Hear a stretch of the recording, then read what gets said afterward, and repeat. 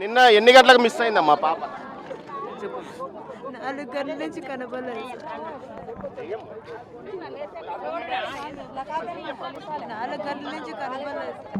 అమ్మ ఎన్ని గంటలకు మిస్ అయిందమ్మా పాప? 4 గంటల కాడ మా అత్తలు చూసుకున్నారంట సార్. అంతా చుట్టుపక్కల అంతా వెతికినారు. నేను 5:30 డ్యూటీ నుంచి ఫోన్ చేసిన, ఏం చేస్తారు లేదు పిల్లోళ్ళు కనపడ. సరేలే వస్తుంది, వాళ్ళ ఫ్రెండ్ వాళ్ళకి పడిపోయింటుంది అనుకున్నా.